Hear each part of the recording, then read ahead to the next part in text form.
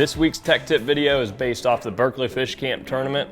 If you haven't watched that video yet, you can check it out here, but let's go ahead and get started about fishing cypress trees. So we're at the Berkeley Fish Camp, we get to go down and see the lake that we're going to be fishing on, and instantly I see all these cypress trees and I'm like, yes, this is my type of fishing. I already knew what I was going to do. I was going to take my pit boss and I was going to go pitching all day. Obviously there's a ton of other ways to catch them off them, but to me, that's my most comfortable way of fishing. The water was dirty, I mean almost zero clarity, so I knew those fish were going to be tucked up on them trees because it was basically the only hard cover they had. And the cypress trees are everywhere. I mean, the entire place is riddled with them, and when I'm put into a situation like that, I want to go as fast as I can and hit as many targets as possible. So I'm pitching my pit boss up there, let it hit the bottom, hop it once or twice, and it's back to the boat. And I'm just picking off all the bases of the trees as I'm going down this lake. Caught a lot of fish, but didn't catch the quality that I thought we was going to catch. You know, I caught a lot of 1 3/4, 2 1/4 pound fish, and you know, just never really had a big bite. And later in the day, I pitched up to a tree, and I was picking out a backlash, and you know, obviously the bait's sitting there for a while, and I reel it back up, and my line's over here, set the hook, 3 1/2 pounder. So that was the biggest fish that we caught so far, and I'm like, yep, that wasn't a coincidence, you know? You would think, you know, oh, you just got lucky, like, oh, you know, what's the odds of me catching one when picking out my backlash? But it really wasn't so much that. That was the first time that I'd let my bait sit there for that long. So that kind of clued me in to what I needed to be doing. So after that, I started slowing down and pitching up to these cypress trees. And the thing about cypress trees are their root system, the cypress knees themselves. So it's almost like a glacier. When you look at a glacier, you know, you see the peak of it out of the water, but there's so much more to it submerged under the water. And that's the way these cypress trees are. The knees, the root system runs out 10, 15 feet away from the base of the tree. And what these fish will do is they'll settle in right in all those holes all the way around it. And that's what I started doing. I started pitching that thing up there past the tree, so I'd get on the back side of the root system and bringing it all the way back out. And I would do that on each side of the tree. And usually when I'd get it out to the outside, right on that 2 to 3 foot where it drop off in the 4 to 5 foot, those bigger fish were sitting. It just took so much time to sit there and soak that bait.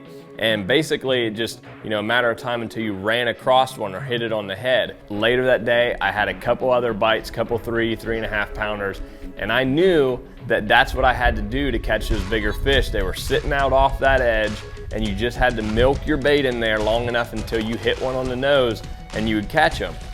It was just a matter of time, so you just had to be patient. But that's how I discovered that I had to fish just to get those bigger bites. And I really started paying attention to the trees that I was, you know, feeling the actual root system on. Some of them, it felt like the, you know, was silted over some of them.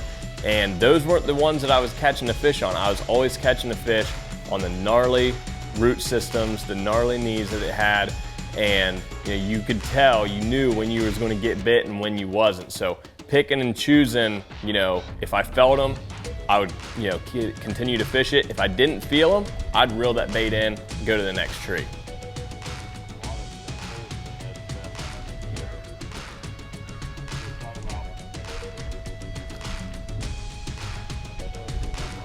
Oh, yeah.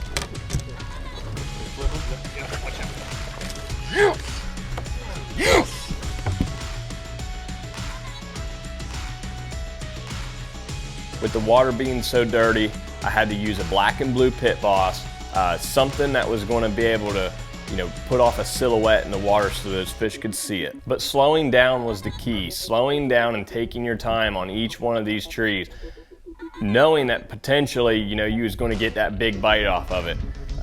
It was extremely hard for me to do. I don't like fishing that way, but there are times just like this that I needed to slow down. I tried cranking the edges of it. I tried throwing a spinner bait. Got a couple bites doing it, but slowing down was the key to catching that 17-pound bag.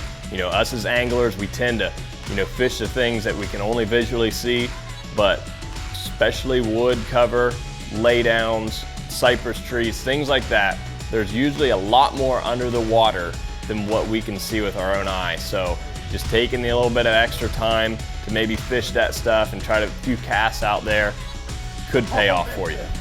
Man, here all day, dude. Now let's talk about my pitching setup. You can get all this product. I'm putting all the links below. For my rod, I used a 7.6 medium heavy Abu Garcia Veracity. For my reel, I used the Abu Garcia Revo MGX 7:9:1 gear ratio. For my line, I used 50-pound Spiderwire Ultracast braid paired up with a 20-pound Berkley Trilene 100% fluorocarbon leader. For my hook, I used a Berkley Fusion 4/0 flipping hook.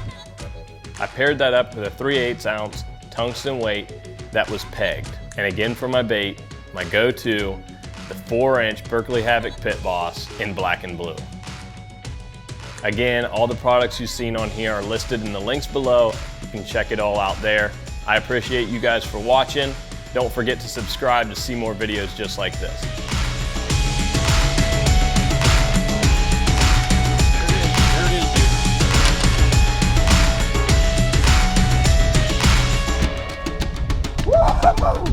There it is.